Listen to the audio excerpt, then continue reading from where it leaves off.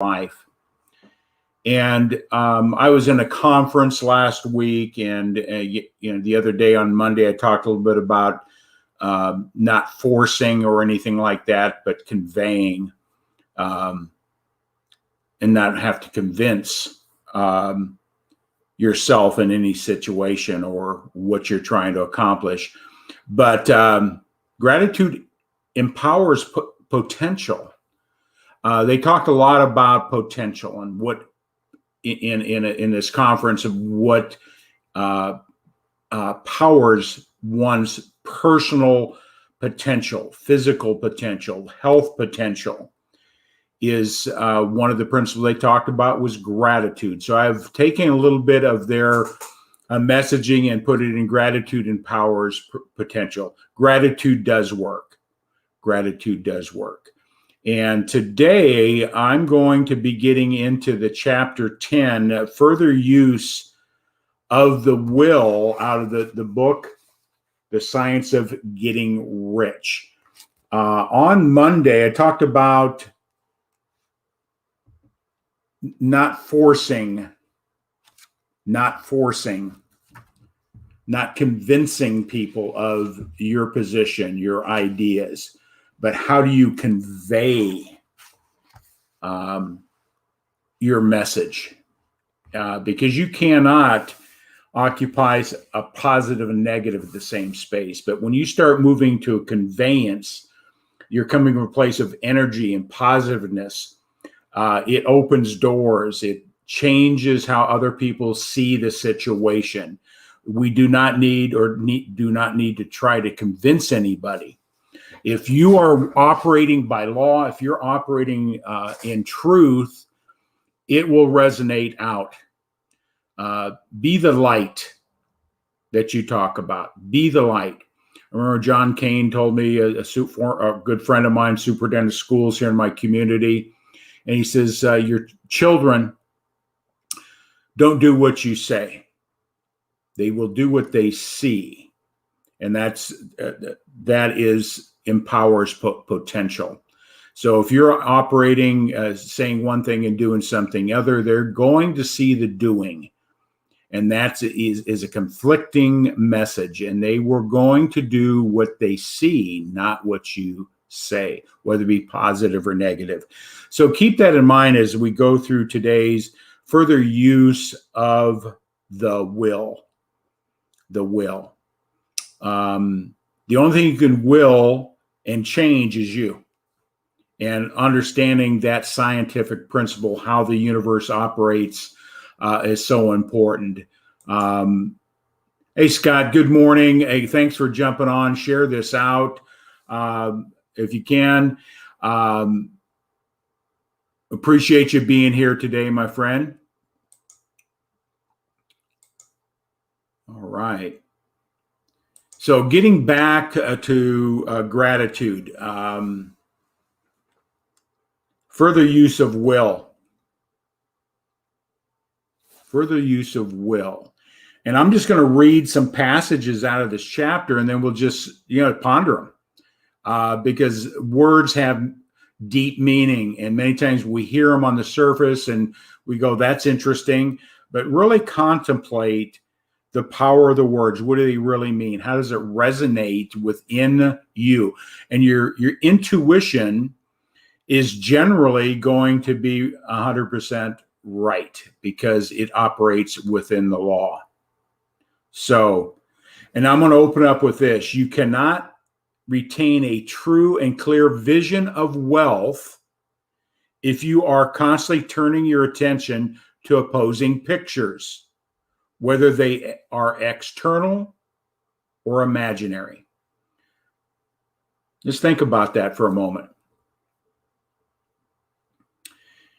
We think in pictures. And whatever we see is a reality that we're moving in that direction of. So poverty comes in many different forms. So if you think poverty or lack, or you're looking at conditions of the external world of poverty, That is the distraction. It is the thing that you're going to focus your attention, is going to move you away from your objective of obtaining wealth, because your mind can only hold one thought, one image at a time. So learning how to not be distracted, not to be focusing on the negative, poverty. And I'll read this. Do not tell your past troubles of financial nature.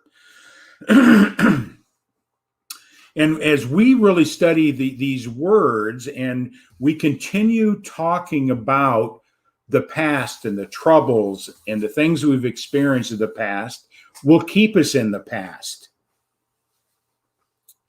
especially when it comes to of the financial nature.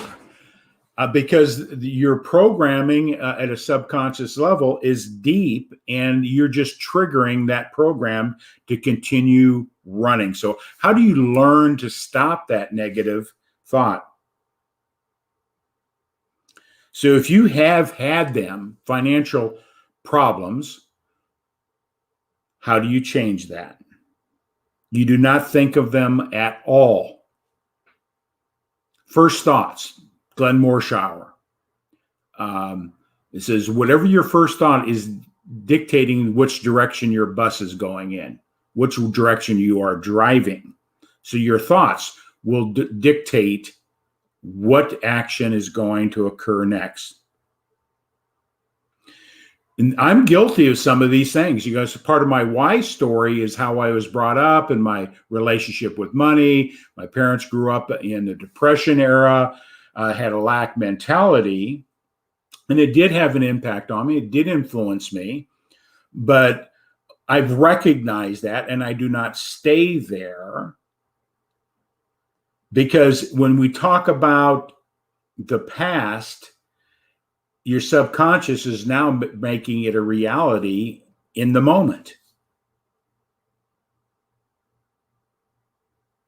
Do not talk about your past hardships. You just reinforce them, get you to focus.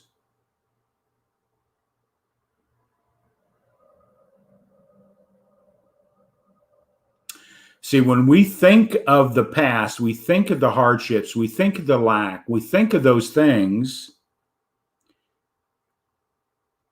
it will create a momentum in that direction. It will create the momentum to move you in that direction. So we've got to learn not to live in the past. Let the dead bury the dead, as Jesus said. We have learned from them. We've taken value from those things, but we cannot focus on the past. You cannot move forward in anything in life straddling a line. So your thoughts. Because you cannot occupy conflicting thoughts at the same time. Poverty, wealth, two opposite things. What is your thought? Are you thinking wealth building or relationship to riches of every aspect of your life? What's your first thought? Once you recognize if it's not serving that, you learn to bury it and you learn to cut it off and change your frame of reference. These are principles that are scientific. So learn to control your thought. Here's something too. Think of riches. The world is coming to you. Think of the riches the world is coming into, instead of the poverty it is growing out of. And bear in mind that the only way in which you can assist the world in growing rich is by growing rich yourself through the creative method, not the competitive one. The other day we're talking about if convincing is competitive with conveying, how you deliver a message. You cannot move into an area of conflict. But what you can move by conveying energy, positive, you're not in competition. You are going to create creativity. And creativity is the solution to moving in the direction that you want, the riches that you want. How creative are you? How do you view the world? Negatively or positively? Rich or poor? When you start thinking in the form of abundance, you start seeing the abundance, you embrace it. So if we want to make a change in the world, we've got to understand that riches, obtaining riches, the only way that we can impact through demonstration to change the world, both on the physical, the mental, the spiritual, as well as health. If you're thinking health negatively, that's robbing you of the ability to obtain riches. Without our health, we have nothing. Whenever you think or speak of those who are poor, think and speak of them as those who are becoming rich. See, everybody has power potential. Is that we're not realizing that we're short-circuiting the power and the potential that we all have within us when it comes to abundance and wealth and riches. We've got to unlock that potential by shifting our thinking and not dwelling in the past to the future. And that's a powerful, powerful principle.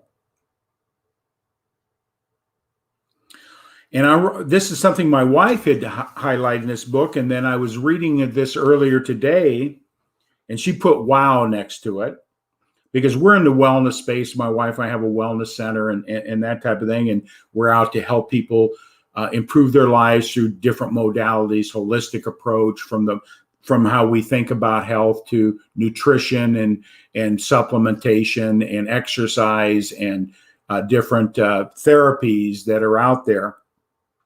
And this was highlighted. Only those who are emancipated from financial worry and who have the means to live a carefree existence, follow hygienic practices, can have and retain health. You know, how we deal with riches and prosperity and money, what are we doing with it? Are we using our money that is feeding our bodies with poisonous foods and are we not investing our resources to coaching and proper nutrition, supplementation? If we say, I can't afford it, you are robbing yourself the ability to create wealth. Because if we lose our health, we lose our wealth. And I see this all the time. I would be glad to do that if I felt better. Make rich investments in yourself. Get coaching. Change the mindset, make those investments, give to those things that are going to create a positive outcome.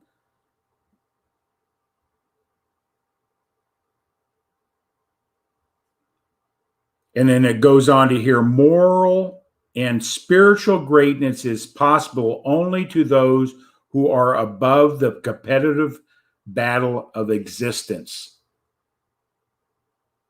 Think about this for a moment.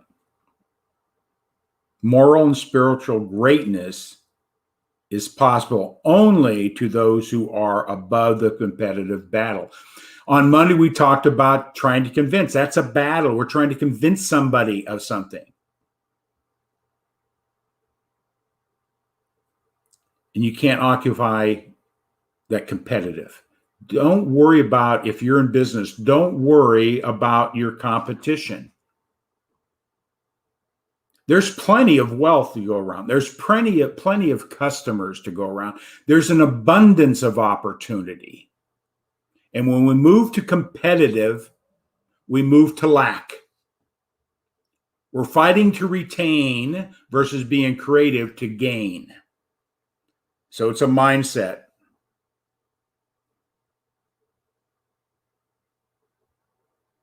Exercise creative thought, positive.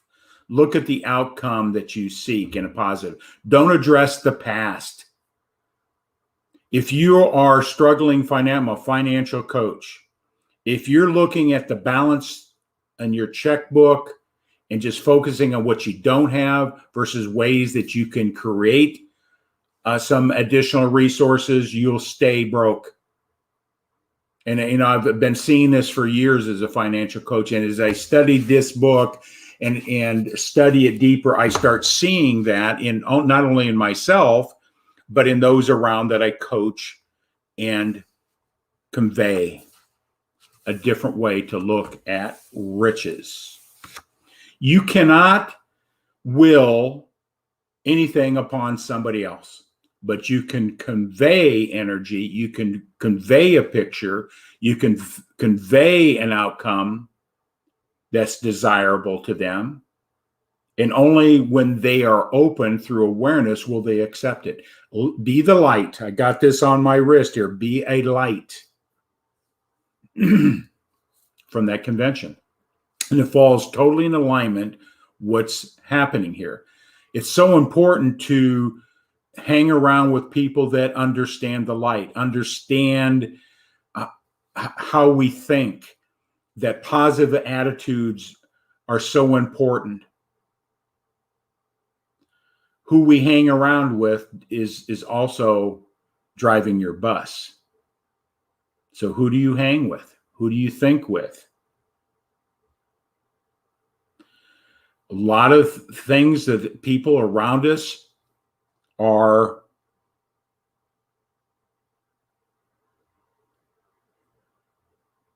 degrading influences. What do they say about politics? I don't bring politics in. I have my own views. I exercise what I think is important to me. I convey that through my actions, but I'm not going to try to convince you otherwise because you are on that. That's competition. And when we move away from those conflicts, is where we refine ourselves to a higher level of thought. Thoughts operate by law, and there is an order in the energy, the emotions, all the things that we have, and we can recognize those and learn to, when we recognize we're moving into a negative space, a competitive space, or whatever, we learn to make that flip and stay in the direction of the creative thought. The creative thought.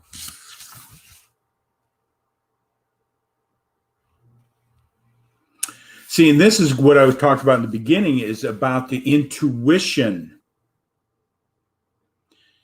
When we move to that place, we're not in a competitive spot, the positive, intuitive truth starts manifesting itself. You can't hide truth. Truth will always manifest it. Yes, there's negative stuff out in the world and all that, but if we focus on that's all we're going to see. But when we start moving into truth, it will start showing itself in all things, in relationships, in our bank accounts, in our businesses. In this truth, there is no such thing as poverty. There is only wealth. It's perspective. It's perspective. There's people out there probably have tens of millions of dollars, and they're in conflict. It's not enough. There are people that have maybe only $1,000 and they're free. See, it's perspective in wealth. But of course, at the end of the month, we need to have more of those resources to continue moving forward in the direction we want to cover our basic needs, our health needs, all those areas. Where do you place value in the money you have? Are you making your investments to help you grow? Workshops, seminars, conventions, readings, coaching, mentoring. If you're not making those investments, there is no way that you can have any compounding effect or growth.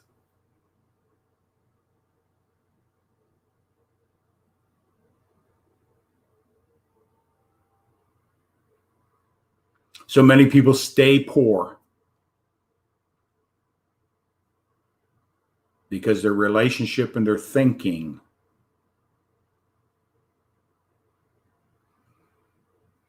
And the best investment to become wealthy, to become rich, and the next thing's the very best thing you can do for the whole world is to make the most of yourself.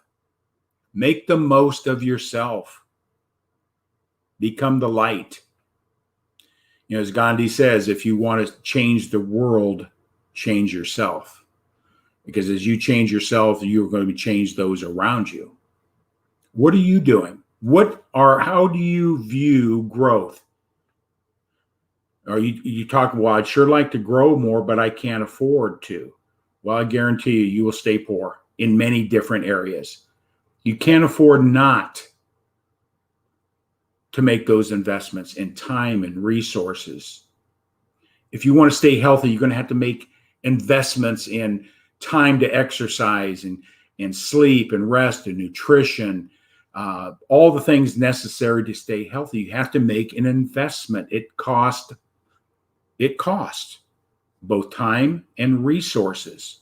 If you're going to win financially, you're going to have to make investments that will move you in that direction.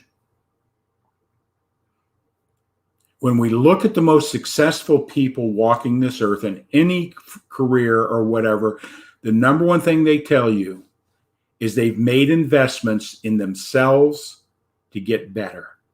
They've gone to workshops, they get coaching, they get mentoring, they make the investments, they make a commitment because they know that they can't obtain it with their own perspective.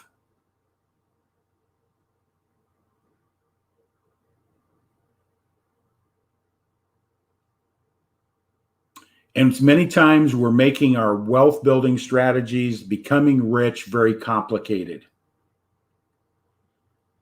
The law works the same way, whether it works for you, me, or anybody else, just like gravity. When we start understanding the laws and start applying the laws, and laws are non-man-made. That's a key principle, understanding what a law is. It will work always the same way in all circumstances, in all the same conditions, and always give the same result. Change a molecule, change the results. Change a thought, change the results. It will always work by law. And how do we change our thinking? We need to have something that reinforces. We need to read positive things daily, like read this book daily, or have an audio of this book daily, or anything that keeps you focused in a positive way.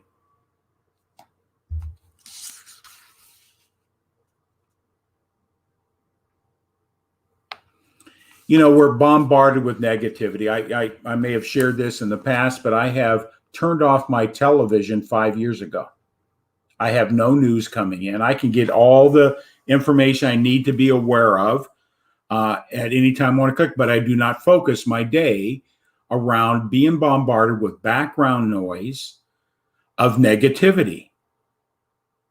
Even a lot of the music that's out there is negative. So I do not fill my soul, my mind with negative thoughts. Yes, I want to be informed, but I'm not sitting there 4 or 5 hours having background noise feeding me negative at the subconscious level. Because what you feed your subconscious, you start seeing the world in that perspective. And I only feed my mind that keeps me in harmony of the vision and my purpose of life. And that's a discipline. It's a focus. All thought is substance. It produces the thing that is imagined by thought. Think about that. What we think about and focus on is the results we're going to get. You know, Ken Walls, and I just ask everybody to continue to pray for Ken and his recovery and his healing on that. But he put up a post the other day. What do you focus on? What are your thoughts?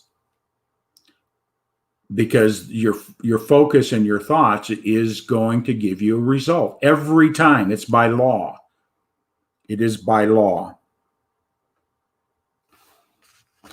And for us to obtain riches in life, and riches has a different perspective, different meaning. I'm not trying to convey my definition of what my values are, riches are in any area of my life, but I believe I can convey a different perspective.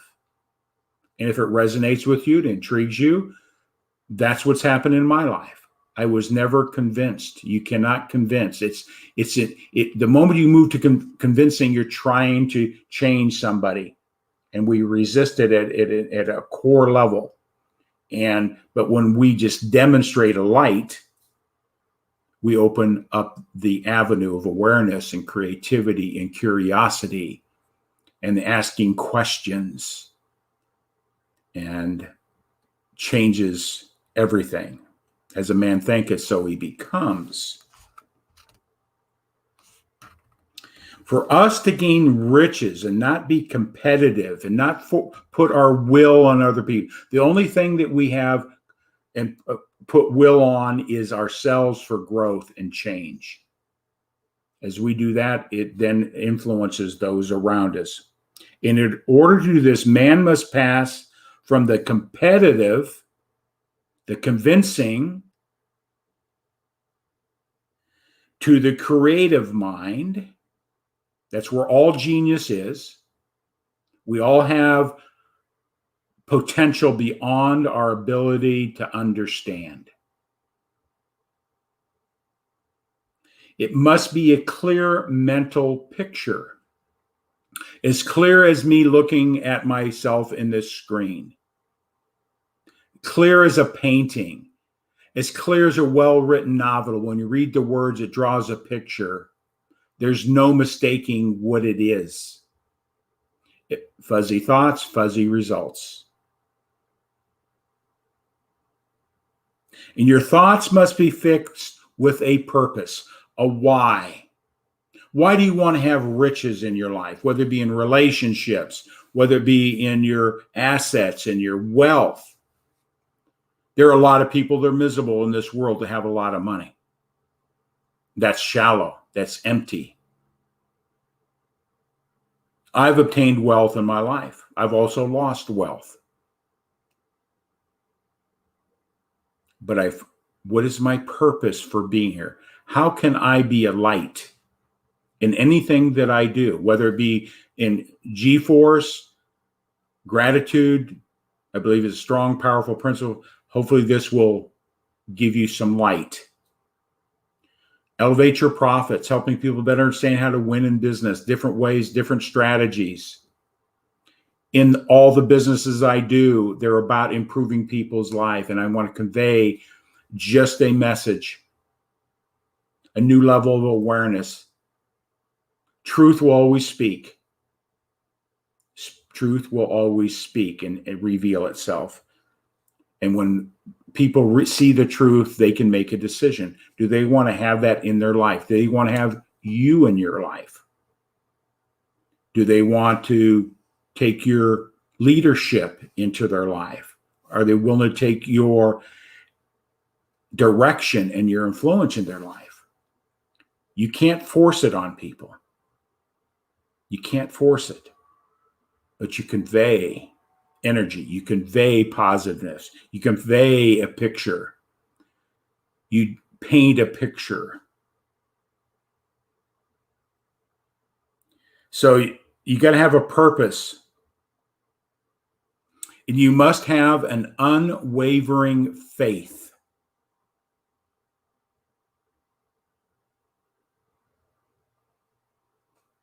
That does get what you want.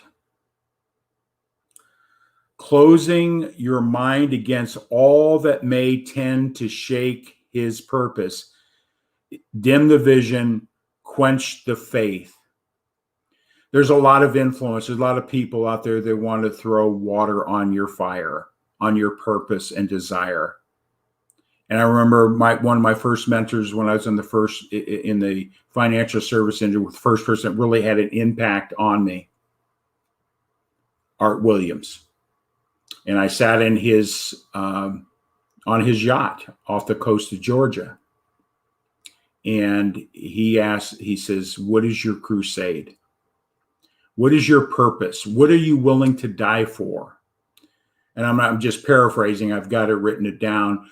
But he says, if you don't have a crusade and a purpose life, you leave a life of mediocrity and unfulfillment, and you'll die with regrets.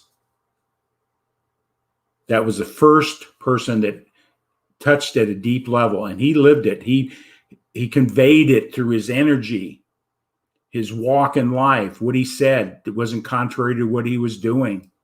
His doing was the example. And I'll never forget that.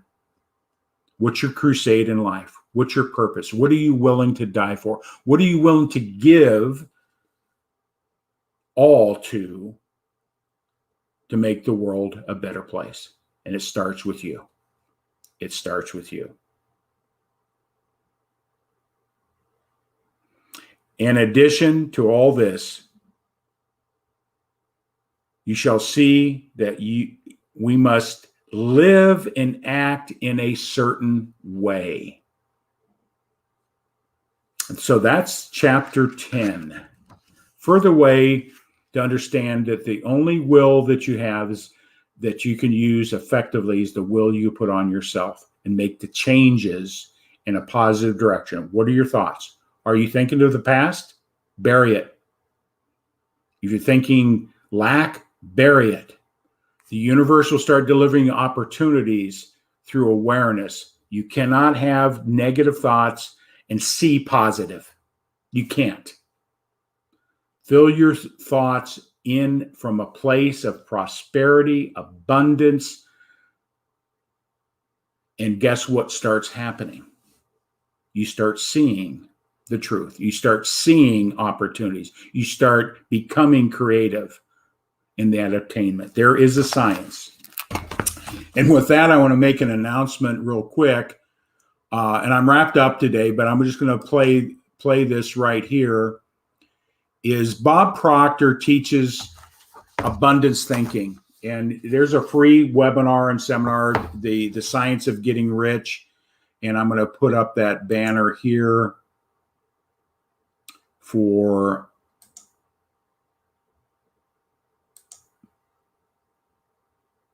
the, there it is, the Science of Getting Rich webinar, the link.